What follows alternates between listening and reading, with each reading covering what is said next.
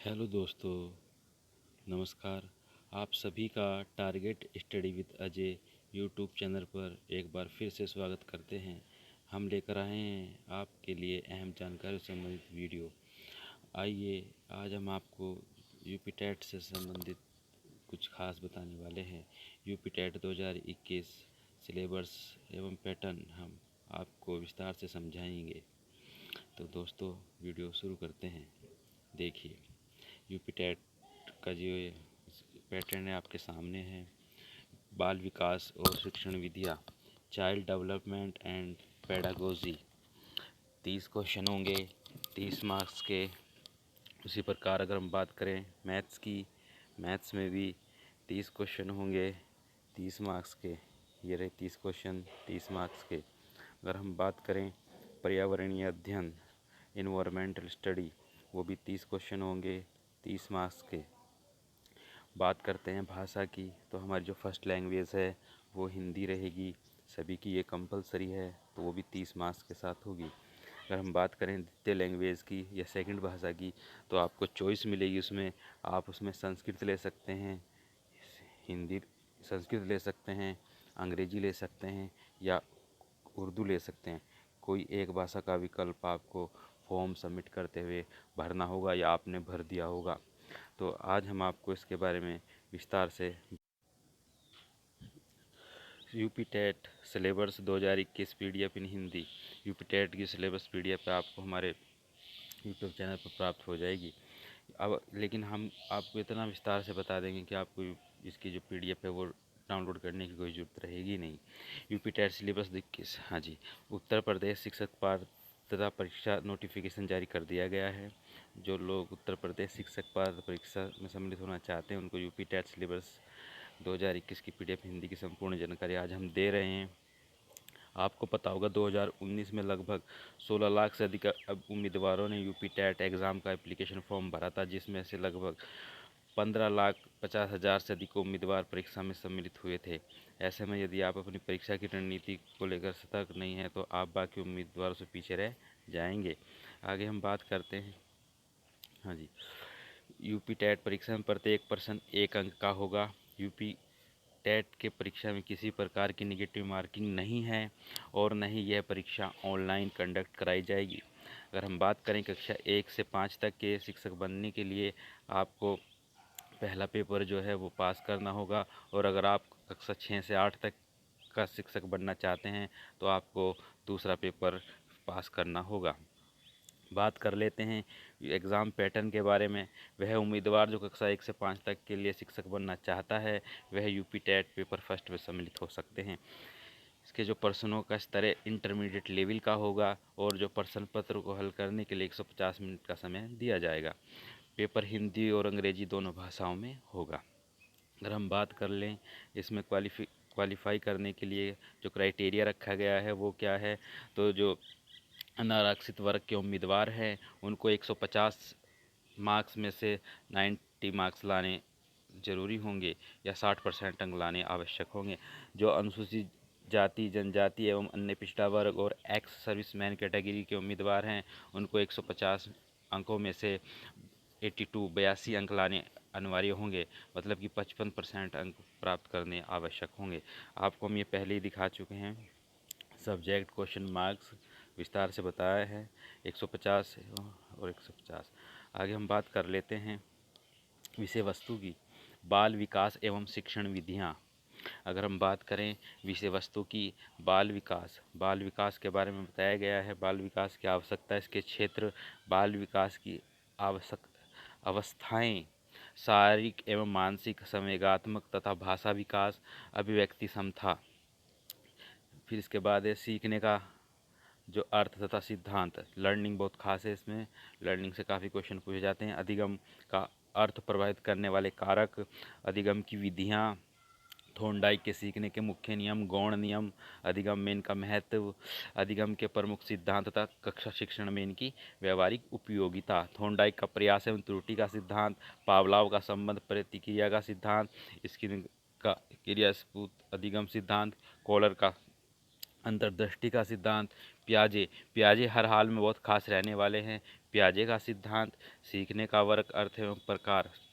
ठीक है दोस्तों, अगर हम बात कर ले शिक्षण एवं शिक्षण विधाएं की, जो इसकी विधियां हैं, शिक्षण का अर्थ एवं शिक्षण का सिद्धांत, कम्युनिकेशन, शिक्षण के सिद्धांत के सूत्र, ये सभी सिलेबस में आने वाले हैं। समावेशी शिक्षा निर्देशन एवं परामर्श, हाँ जी, समावेशी शिक्षा निर्देशन एवं परामर्श के बारे में अगर हम बात करें तो इसमें जो दिया गया है, शैक्षिक समावेशन से अभिप्राय, पहचान, मानसिक दक्षता, शारीरिक दक्षता समावेशन के लिए आवश्यक सामग्री, विधियाँ, TLM अभिव्यक्तियाँ, बच्चों के लिए विशेष शिक्षण सामग्रियाँ, उसमें हार्डवेयर और सॉफ्टवेयर जो सामग्री है उनके बारे में आप विस्तार से पढ़ लें।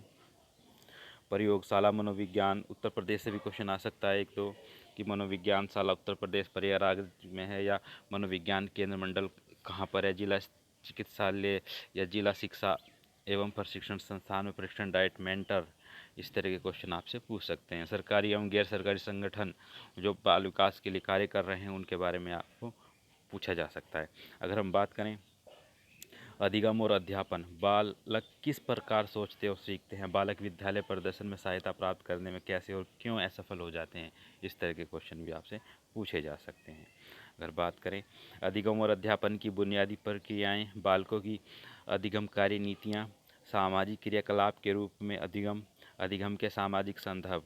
ठीक है दोस्तों, और फिर आगे इसमें बात करते हैं बालक एक समस्या समाधान करता, एक वैज्ञानिक, समस्याएं ले आएंगी, बालक विशेष तौर पर किस प्रकार का है, विशिष्ट बालक है या सामान्य बालक है, इस तरह से क्वेश्चन पूछे जाएंगे।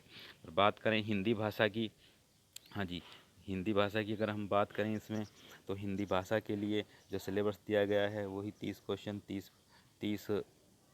क्वेश्चन दिए गए हैं, 30 नंबर के। विषय वस्तु अपठित अनुच्छेद आएगा इसमें।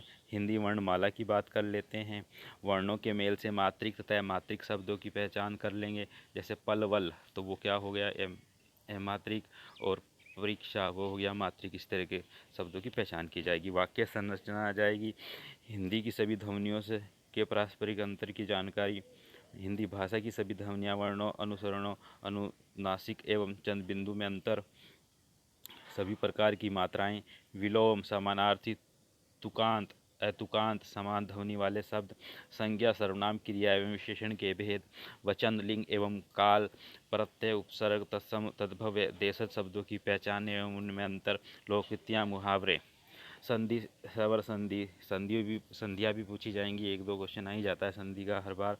दीर्घ संधि, गुण संधि, वर्ध संधि, यण संधि, अयादि संधि, व्यंजन संधि एवं संधियों के प्रकार के बारे में और डीपली पूछ लेंगे वो। वाक्य, समाज एवं अलंकार के भेद, कवियों लेखकों की रचनाएं भी पूछ सकते हैं। अगर हम बात करें भाषा विकास का अध्ययन, इस पर इस बार ज़्यादा जोर दिया जा रहा है। अधिगम और अर्जन, हिंदी भाषा में अधिगम और अर्जन आप कैसे प्राप्त कराएंगे या कैसे कर रहे हैं, भाषा अध्यापन के सिद्धांत, सुनने और बोलने की भूमिकाएं, मौखिक और लिखित रूप से विचारों के कम्युनिकेशन के लिए किसी भाषा के अधिगम में व्याकरण की भूमिका एवं निर्णायक संदर्भ। तो दोस्तों आप इसको, आप जो हम सिलेबस बता रहे हैं बहुत विस्तार से, बहुत ब्रीफली आपको बताया, समझाया जा रहा है। भाषा कौशल, भाषा बोधगम्यता, ठीक है दोस्तों, अध्यापन, अधिगम, सामग्रियाँ, पाठ्य पुस्तक, मल्टीमीडिया से संबंधित, हिंदी में आप क्या प्रयोग कर रहे हैं या हिंदी में कैसे प्रयोग करेंगे, कक्षा का बहुभाषीय साधन, उपचारात्मक अध्ययन। तो दोस्तों अगर आपको हमारी वीडियो अच्छी लग रही है या पसंद आ रही है तो हमारी वीडियो को लाइक एवं शेयर करना बिल्कुल ना भूलें, और हमारे चैनल को सब्सक्राइब करना भी ना भूलें। आगे हम बात करते हैं आपकी लैंग्वेज, अगर आपने द्वितीय लैंग्वेज अंग्रेजी चुनी है तो उसके बारे में scenes, paras, part of speech, tense, articles, word formation, active, passive, singular, plural और जेंडर से संबंधित क्वेश्चन पुटअप किए जाएंगे। बात करें आपकी उर्दू, आपने अगर तीसरी लैंग्वेज, अपनी जो दूसरी लैंग्वेज वो उर्दू चुनी है तो उसमें भी इसी प्रकार के क्वेश्चन पूछे जाएंगे जैसे ऊपर पूछे गए हैं। बात कर लेते हैं जो हमारी संस्कृत भाषा सेकंड लैंग्वेज, मोस्टली जो है वो संस्कृत ही चुनते हैं। जो यूपी बोर्ड से पढ़े हुए हैं कैंडिडेट वो संस्कृत चुनते हैं, और जो सीबीएसई से पढ़े हुए हैं वो लोग ज़्यादातर अंग्रेजी को ही अपना माध्यम मानते हैं। अगर हम बात करें विषय वस्तु के बारे में, अपठित अनुच्छेद होंगे, वही हिंदी हिंदी में जो पूछे गए थे मोस्टली वही कन्वर्ट होकर संस्कृत में पूछे जा रहे हैं। संज्ञाएँ आएंगे, कारांत पुल्लिंग आएंगे, घर परिवार प्रवेश, पशु पक्षियों के नाम पूछे जाएंगे, वस्तुओं के नाम पूछे जाएंगे। ठीक है दोस्तों, सर्वनाम क्रियाएं, शरीर के प्रमुख अंगों के नाम पूछे जाएंगे। संस्कृत में शरीर के अंगों के नाम पूछे जाएंगे। अवयव संधि पूछी जाएंगी। संस्कृत में संख्याओं का ज्ञान होना आवश्यक है। एक संख्या पूछी जाती है संस्कृत में 1 से 100 तक के बीच की। लिंग वचन स्वर के प्रकार, व्यंजन के प्रकार, अनुस्वार एवं अनुनासिक व्यंजन पूछे जाएंगे। स्वर, व्यंजन, समास, उपसर्ग, पर्यायवाची शब्द, विलोम शब्द, कारक, प्रत्यय, वाक्यों के लिए भी संस्कृत में क्वेश्चन पुटअप किए जाएंगे। अगर हम बात करें कवियों और लेखकों की रचनाएं भी इसमें पूछी जा सकती हैं संस्कृत में। बात करें भाषा विकास, तो वही अपना भाषा विकास जो नॉर्मली सभी जो पार्ट है उसमें दिया गया है।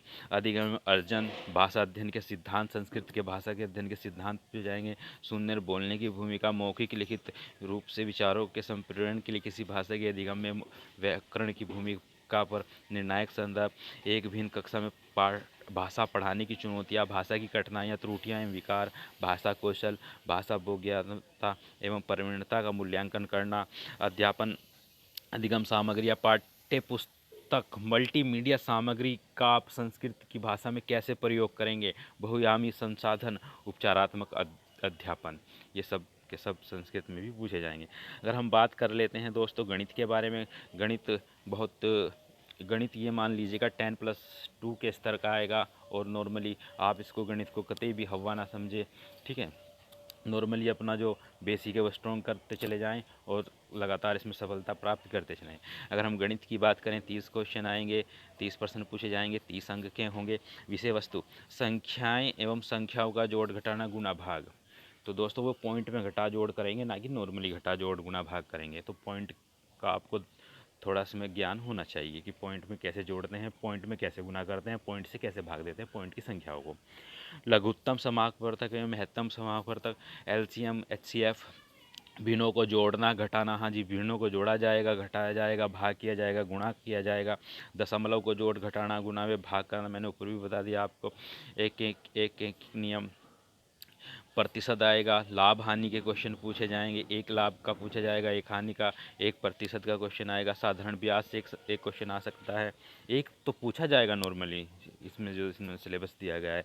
ज्यामिति अकर पृष्ठकोण त्रिभुज में भी एक क्वेश्चन पूछ सकते हैं, क्या दो। धन या रुपया, मापन समय, तौल, धारिता, लंबाई एवं ताप, परिमिति, परिमाप, त्रिभुज, आयत, वर्ग, चतुर्भुज, कैलेंडर से क्वेश्चन पूछ रहे हैं ये लगातार। आंकड़े, आयतन, धारिता, धन घनाभ से फार्मूले को याद रख लीजिएगा, फार्मूला भी पूछ लेते हैं कभी कभी, वो वरना धन घनाभ से क्वेश्चन तो आते ही हैं मेंसुलेशन से। अगर हम बात करें क्षेत्रफल, आयत, वर्ग के बारे में पूछ लेंगे ये। रेलवे बस में सारणी, आंकड़ों का प्रस्तुतिकरण एवं निरूपण। अगर हम बात करें गणित के बारे में भी, अध्यापन संबंधी जो मुद्दे हैं, गणित की कक्षा में एक अध्यापक जाते हैं और उनको गणित में जो बच्चे हैं वो उनका सही से मतलब पढ़ा नहीं पा रहे हैं या वो बच्चे समझ नहीं पा रहे हैं, उस सब के बारे में आपको तर्क करना होगा, चिंतन करना होगा, तो उसी के बारे में दिया गया है।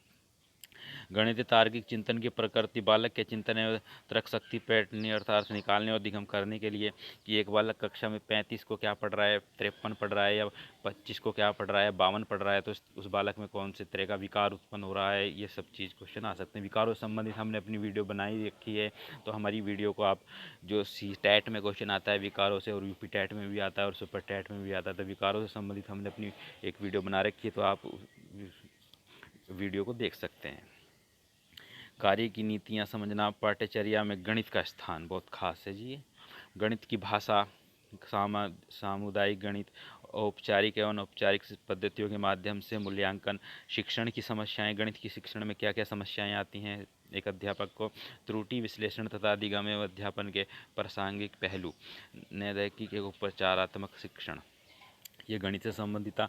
अब हम बात कर लेते हैं पर्यावरण अध्ययन से, एनवायरनमेंट से, विज्ञान, इतिहास, भूगोल, नागरिक शास्त्र एवं पर्यावरण, इनका मिक्स जो है इसमें आएगा। पर्यावरणीय अध्ययन में एनवायरनमेंट की बात कर लेते हैं, तो विषय वस्तु, परिवार से संबंधित क्वेश्चन, आसपास के जो हमारे माहौल है उसके बारे में, वातावरण से के संबंध में क्वेश्चन पूछेंगे।